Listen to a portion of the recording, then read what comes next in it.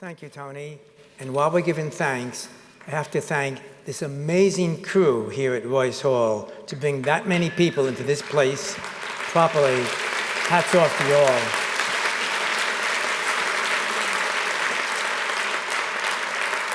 And the logistics and the effort that went behind this kind of thing, I owe my soul to a young lady who made it all happen, Amy Akmal.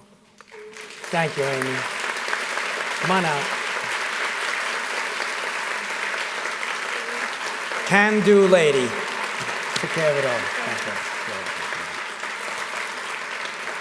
So, I never promised you a rose garden.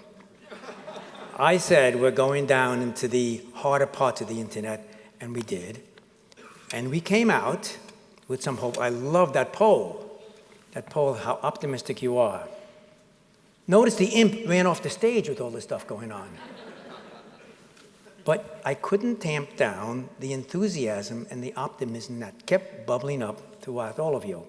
In fact, somehow the internet has an inherent compass of correction to keep bouncing back. The fact is, we've started out on a journey in this meeting to look into the next 50 years. Not to direct it, but by addressing some of the issues we heard today. And as Alan Kay famously said, the best way to predict the future is to invent it. And we had a heck of a lot of inventors up here over this day. But it's going to take engagement by all of us.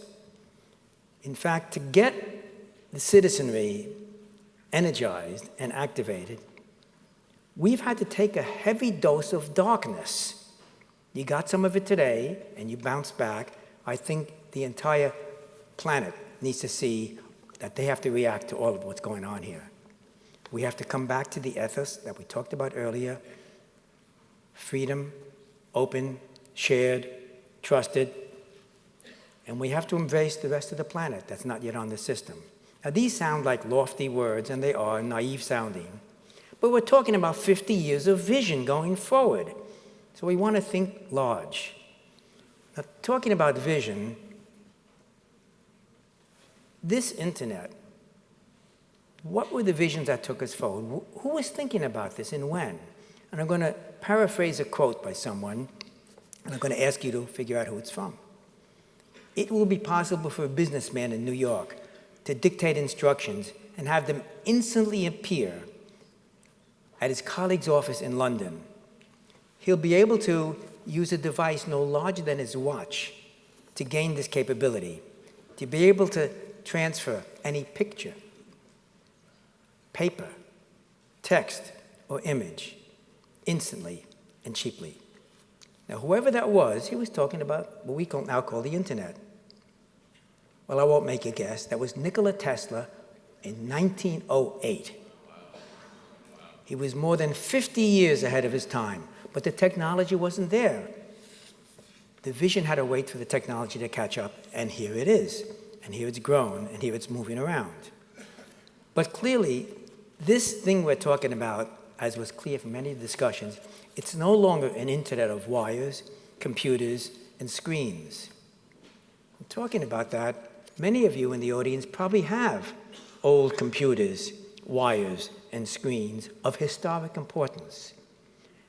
If you want to preserve them in a deep way, the Computer History Museum is prepared to take them and preserve them. And Mark Webb, who happens to be sitting here in the audience, stand up, please, Mark. Here you are.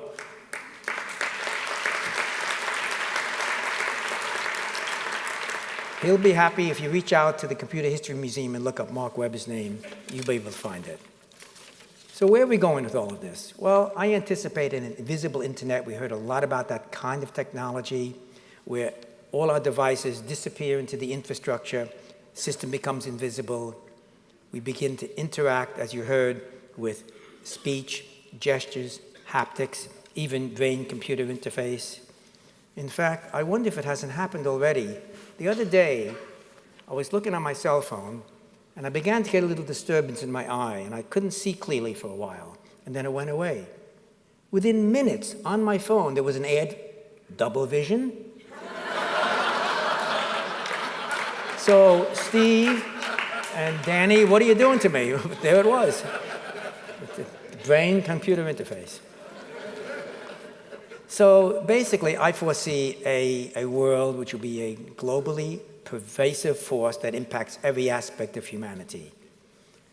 And if you will, the worst mistake we can make is to set our sights too low, burdened with the constraints of today and not the possibilities of tomorrow. So basically, if we can't return to the internet I knew, let's direct it to the world that we're willing to inhabit. See you in 50 years. Thank you.